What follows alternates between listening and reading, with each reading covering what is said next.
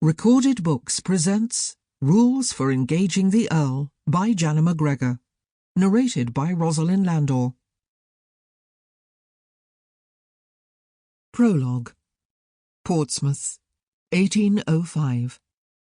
Only one person in the entire world had the power to make Jonathan Eaton, the Earl of Sykeston, push everything aside and ride like the devil over the fields at breakneck speeds to reach her. Constance Lysander. With each gallop of the horse's hooves, his eagerness grew. Finally, he'd come upon the stately home that sat on a hill overlooking the English Channel. He slid off his horse, then with a natural ease vaulted the stone wall that surrounded their meeting place.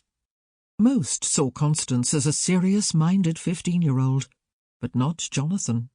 If you looked long enough at her steady gaze, you could see an extraordinary world open before you. Her intelligence, spirit, and kindness never ceased to amaze him. Her insights on what mattered most in life helped keep him on a steady course. After their respective parents had died from an influenza that had swept through Portsmouth years ago, he'd discovered how much they had in common. When he told her of his hopes for his future and his ambition for life, she'd listen and offer her advice without censure. She was his best friend, and he couldn't wait to share his unexpected news with her. Jonathan removed the dust from his ride with a few well-placed slaps of his bicorn hat against his thighs, folded it under his arm, then entered her house. It was her late parents' vacant home and their secret meeting place. Constance lived next door with her widowed aunt, Mrs. Venetia Hopkins, whom everyone called Aunt V. Jonathan headed toward the conservatory. It was the room where they always met. As he was about to call her name, a muffled conversation drifted toward him. "Come, lie next to me." Jonathan's quick strides came to a halt. There was no mistaking it was Constance's voice. "What a handsome fellow you are. Give me a kiss," she crooned. A kiss? Jonathan hurried on his way.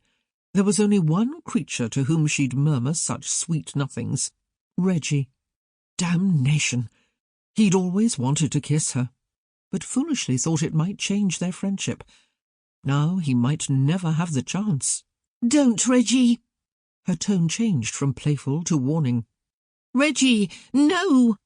Jonathan entered the room, where there was only one piece of furniture. A sofa sat in the centre, facing the endless banks of windows that overlooked the sea. A massive animal slowly rose and peered over the sofa back, then emitted an ungodly sound. A belch. "Don't move, Constance!" Jonathan took a running leap and jumped over the sofa, with the beast watching his every step. He landed on his feet and faced her nemesis. "What have you done, you cretin?" With deliberate ease, Constance sat up. "It's too late. He ate my sandwich." She released a woeful sigh. "Thank you for your valiant try." She turned her attention to the beast. "Reggie," she scolded, "you're a naughty pup." Her voice melted into a cooing sound, like a mother to a child. "That sandwich wasn't yours." Jonathan closed the distance between them. When he reached her, he took her hands in his, then pulled her off the sofa. Without another thought, he hugged her close. She stiffened slightly, then melted into his embrace. Her body fit perfectly against his. He inhaled her clean scent. It reminded him of the wind that skipped across the sea right before a rainstorm, wild and beautiful at the same time. "What's that for?" she said softly. "I couldn't remember the last time we hugged." Jonathan didn't want to think that it might be their last. He pulled away and looked into the deep blues of her eyes. Midnight blue, sapphire and indigo, all melded into a unique colour that was hers alone. "That's sweet." She playfully swatted his chest, then grabbed his hand and brought him to the sofa. "Come and sit with me, but give Reggie enough room."